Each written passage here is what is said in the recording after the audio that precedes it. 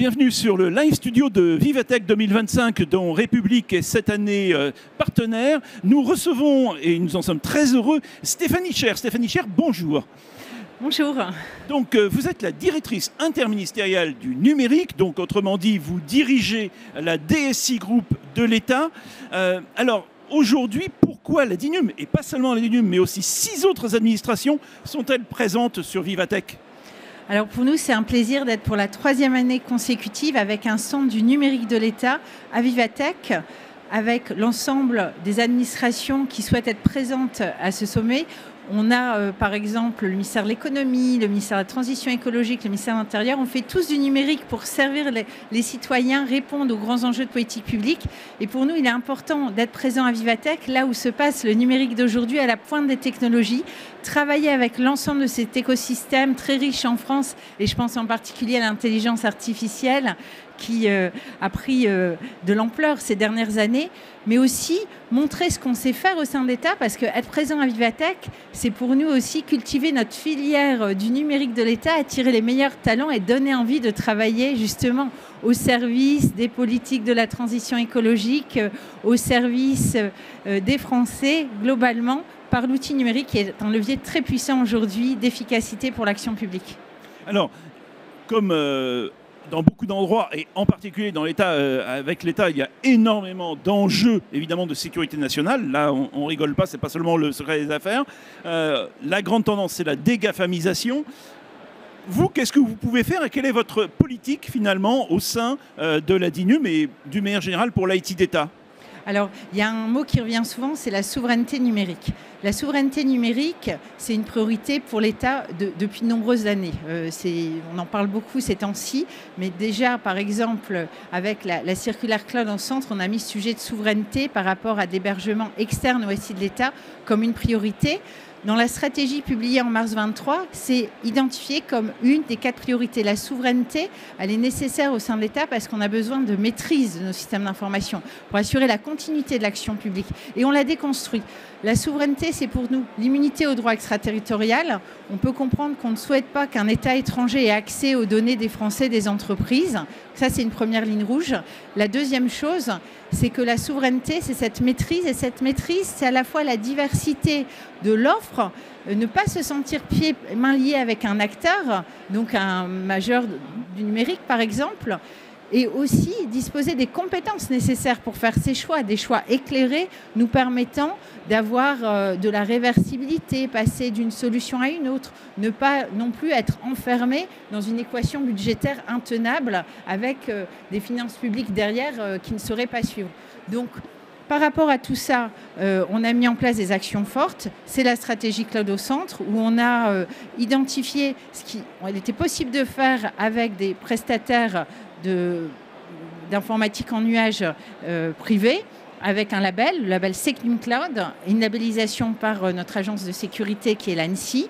Et ça fonctionne, puisque aujourd'hui, 2/3 de la dépense publique en matière de cloud va vers les acteurs français, présents ici nombreux à Vivatech. En matière d'intelligence artificielle, ces questions de souveraineté sont également essentielles au vu des données qui sont amenées à circuler quand on va utiliser de telles technologies. Donc, d'où l'importance également d'opérer dans des environnements sécurisés. Et là aussi, ce qui a été mis en place sur le cloud avec le label SecNumCloud nous aide beaucoup. Travailler aussi avec tout cet écosystème représenté ici à Vivatech.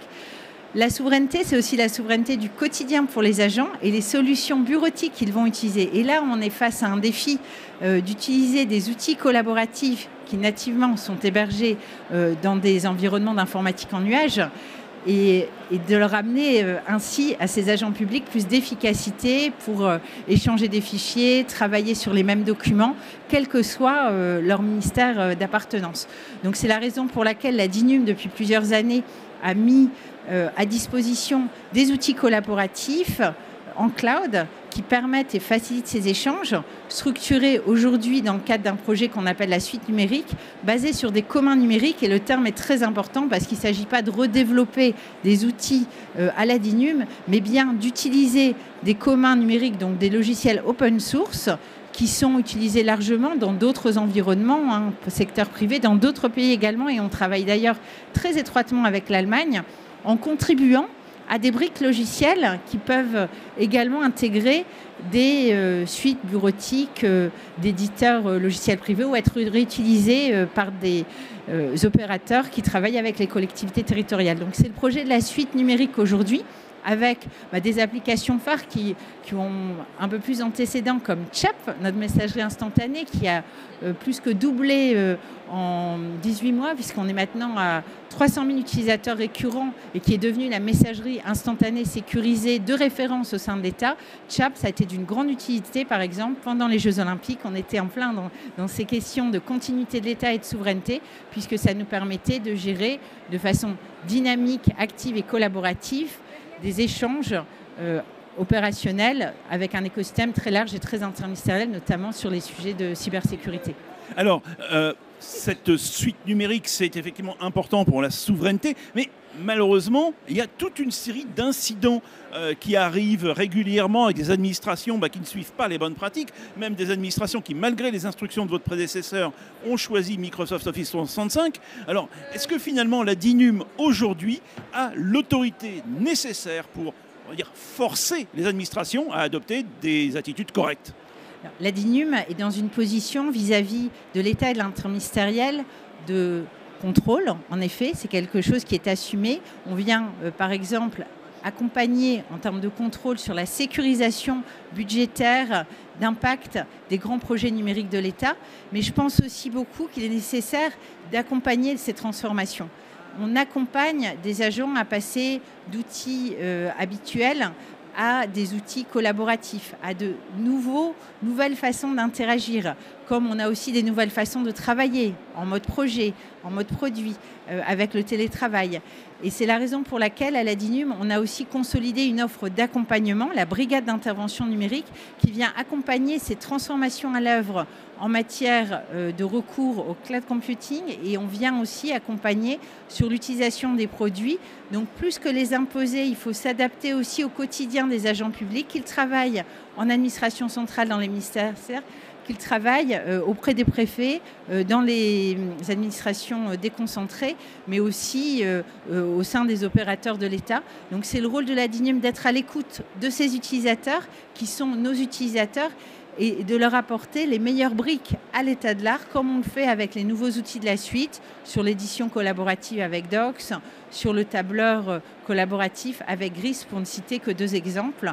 Toujours s'adapter à ses besoins, apportant une meilleure efficacité. Et puis ce qui pointe, bien sûr, c'est l'intelligence artificielle. Comment on amène au plus près des agents publics une utilisation de l'IA, leur permettant également de gagner en efficacité et également en qualité, en s'appropriant mieux parfois des corpus documentaires grâce à l'IA, mais toujours avec cette promesse de souveraineté et de sécurisation de l'environnement dans lequel sont traitées les données. Et ça, c'est essentiel. Et là, c'est vrai que notre socle français d'opérateurs d'informatique en nuage en SecNum Cloud nous aide beaucoup.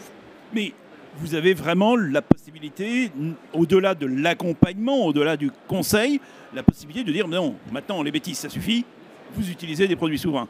Disons que le cadre il est clair aujourd'hui. On a une circulaire de la Première ministre et le contenu de cette circulaire en grande partie a été repris sous la forme d'une loi, l'article 31 de la loi SREN, adoptée l'été dernier, et nous travaillons actuellement à son décret d'application.